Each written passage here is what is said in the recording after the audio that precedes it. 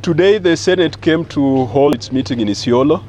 This is a Public Accounts Committee of the Senate. And my name is Moses Kajwang, Senator for Homa Bay. I'm the chair of the committee. I've been joined by the Senator for Kisii, Senator Onyonka, the Senator for Nandi, Senator Cherargei, the Senator for Isiolo, Senator Fatuma Dulo, the Senator for Busia, the one and only Okia Omtata, and also nominated Senator Mariam Omar. We came here to establish what devolution has done in changing the lives of the people of Isiolo. Today being International Women's Day, we were keen on having a conversation with the governor of Isiolo to find out how his interventions in critical sectors like health, trade, water, and early childhood education have improved the lot of women in Isiolo. We had written in advance informing the governor of our coming to Isiolo. Unfortunately, when we arrived in Isiolo, the governor was a no-show. We have not received any explanation as to his whereabouts. The Senate has taken serious reservations about the absence of the governor. The Senate, sitting in the County Assembly chamber, made a number of resolutions. The first resolution was a reprimand to the governor and the entire county executive for failing to respond to the issues raised by the Auditor General and for failing to appear before the Senate committee.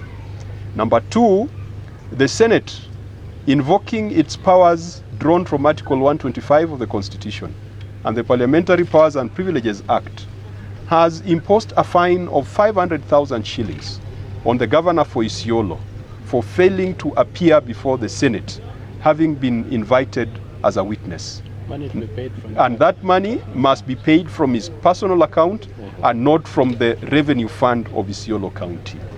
Number three, the Senate has also invoked its powers to summon or to compel the appearance of the governor before the Senate by means of summons. The date, place for the summons will be communicated in due course, but we will also be instructing the Inspector General of Police to make sure that the governor appears before the Senate, failure to which he will have to be arrested and forcefully presented before the Senate. Now, all this was not necessary because we did not come on a witch hunt. Correct. And we did not come to do local politics. We came to see what the money that Senator Dulo and the rest of us have been fighting for to come to the counties, what that money has done. We went to see the county headquarters, a very grand project that has been on for the last 6 or so years. Unfortunately, they could not even allow us to go in. We went to the market. We found the market has been stuck for many years. We've gone to the stadium. We found the stadium is a white elephant. We have come to the dispensary here. We have found that it has become a slaughterhouse rather than a place for treatment of patients. We have gone to the mortuary. We have found that you have a mortuary where even the cooling systems are not working. And they were blaming us for turning off electricity, saying that it was working before we came. This is not the promise and dream of devolution. The people of Isiolo are Kenyans. They deserve better.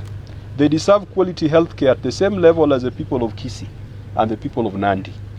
The boys and girls of Isiolo deserve their talents to be nurtured the same way as the people of Homa Bay through provision of facilities like stadia. The women of Isiolo do not need to walk long distances to go to hospital. If we have built this, let us finish it, let us stock it, let us have human resource in it so that our women and youth can get treatment.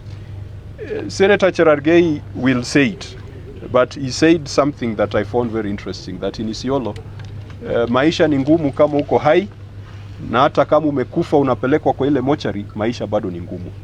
It should not be that way. So we are going back to Nairobi very disappointed at the state of affairs, but to the people of Isiolo, the Senate will not leave you alone. The Senate will be on your side. When we send the money to the county, we are not sending it to the governor and the bosses. We are sending that money to benefit you. You are lucky to have a senator who has always fought for Isiolo. That county headquarters that is told, it is Senator Dulo who fought for Isiolo to be among the counties that were benefiting from that conditional allocation. The county assembly, the ones who have disappeared on us today, it is Senator Dulo who fought for the county assembly to get an additional 60 million for them to complete their premises.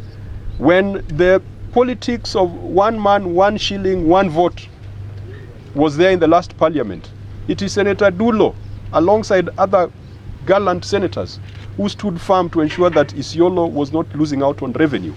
If Senator Dulo wouldn't have spoken out, Isiolo would be receiving 2 billion Kenya shillings, not 4 billion Kenya shillings. The Senate exists to protect and defend the interests of counties and their governments, but where the county government's interest is at odds with the interests of the citizens, the Senate will stand with the citizens and will call out the county government. And the county government is the assembly and the executive. Leo wamepotelea mitini, hatujawaona, and as they say in English, the guilty is afraid. And why would they be afraid? They should only be afraid if they are committing illegalities, if they are stealing, if they are doing all sorts of bad things here in Isiolo. Finally, we have declared Isiolo a crime scene because there's nothing that we have seen that seems to be working. Being a crime scene, we will be calling the EACC to come here, the Office of the Auditor General, the Directorate of Criminal Investigation, and if these organizations cannot make sure that resources are properly utilized, Senator Mtata has advised us that we could still push for either dissolution of this county government or push for suspension or stoppage of funds to Isiolo County. Kwa Kiswahili.